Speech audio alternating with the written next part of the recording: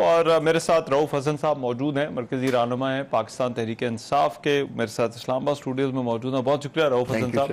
रऊफ हसन साहब, सबसे पहले तो ये बताइए किस तरह से देखते हैं, इलेक्शन कमीशन ने आज अपने एलामी में कहा है कि हम सुप्रीम कोर्ट के फैसले पर अमल दरामद करने वाले हैं। Thank you Rahman.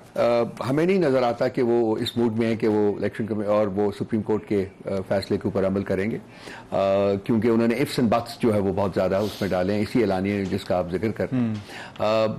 ये जो जजमेंट है सुप्रीम कोर्ट की, इसके दो तीन बड़े इंपॉर्टेंट जो उसके एस्पेक्ट्स है। नंबर एक, ये जजमेंट जो है टाइम बाउंड है। अच्छा, ये टाइम बाउंड है। 15 दिन दिए गए हमें जमा कराने के, उसके बाद इलेक्शन कमीशन को टाइम दिया गया 7 दिनों का कि इसको माने।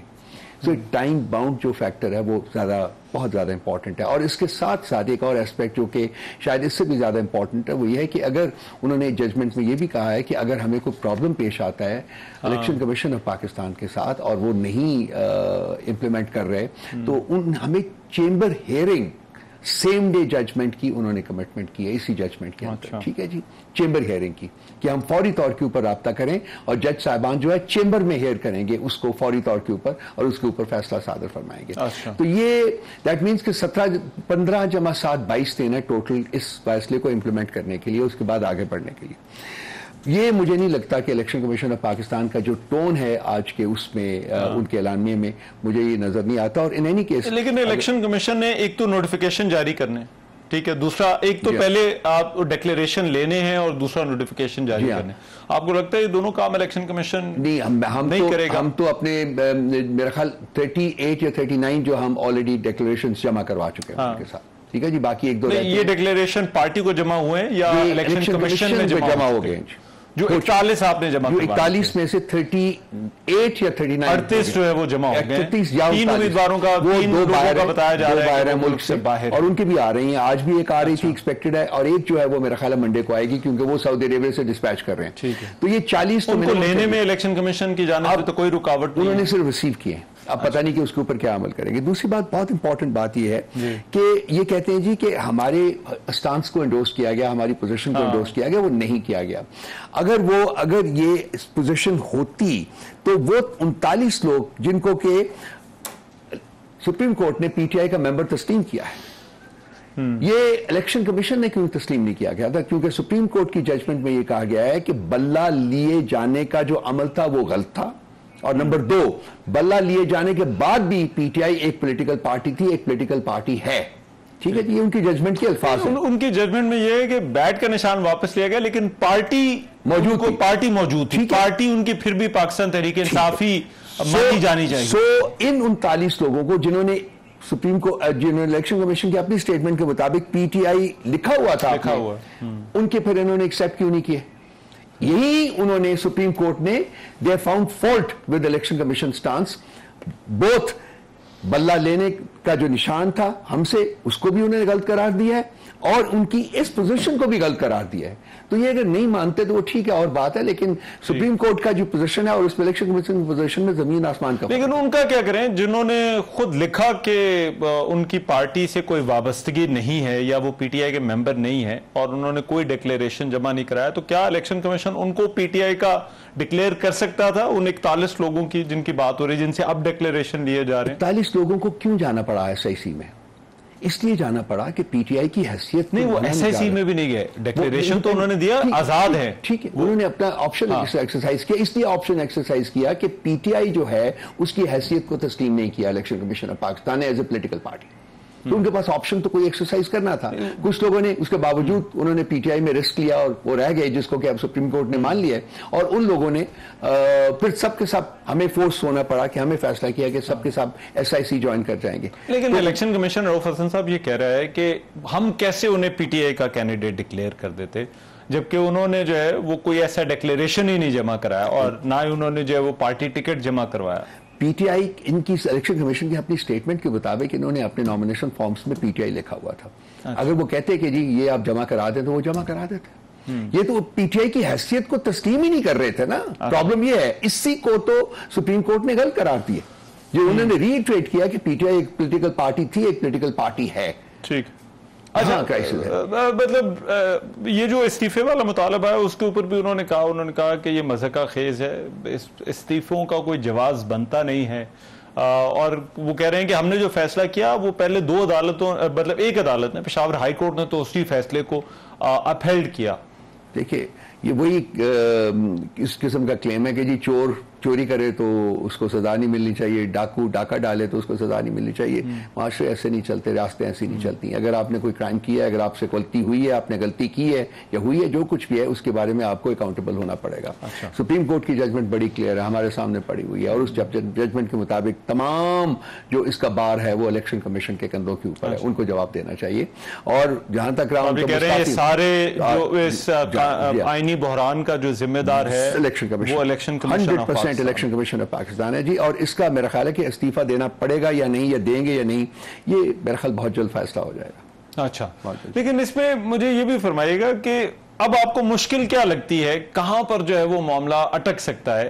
क्या कोई आपको हुकूमत की तरफ से ऐसा लगता है कि हुकूमत की तरफ से कुछ किया जा सकता है, या पार्लियामान की तरफ से जो है वो कुछ हो सकता है जो इस फैसले की राह में रुकावट बन सकता है, या फिर अभी भी आप समझते हैं कि इलेक्शन कमीशन कहीं ना कहीं पर जो है वो रुकावट खड़ी कर सकता है, और ये पीटीआई के मेंबरान जिन्होंने अब पीटीआई तो आना है और फिर मखसूस नशिस्तों पे जिन लोगों ने आना है वो असेंबली में अभी नहीं आ सकेंगे?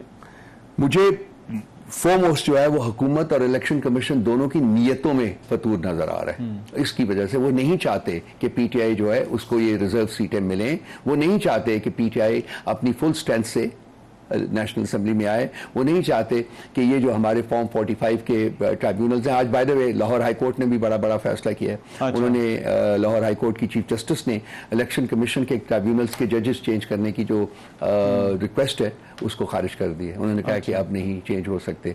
सो मोस्ट बहुत प्रॉब्ली जहांगीरी साहब भी कंटिन्यू करेंगे, और यहाँ इस्लामाबाद के जो केसेस हैं वो तो मेरे ख्याल बहुत जल्दी अपने नुक्ता अंजाम तक पहुँचेंगे, इख्तिताम तक पहुँचेंगे।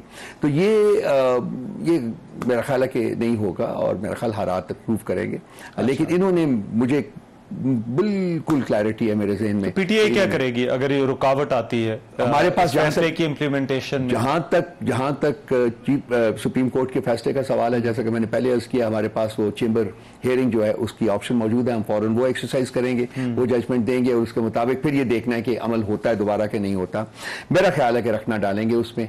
जैसा कि 2 साल से आपको पता है कॉन्स्टिट्यूशन को वायलेट किया गया है, आपको पता है कि हर किस्म के कानून को वायलेट किया गया है, आपको पता है कि शायद ये इलेक्शन कमीशन के जो चीफ है इसके भी हाथ में कुछ नहीं है, आपको पता है अहकामात कहीं और से सादर हो रहे हैं। ये तो इम्प्लीमेंटर्स हैं, बैठे हुए हैं, अपनी डमीज जो हैं ये बैठी हुई हैं। अच्छा। तो मेरा ख्याल है कि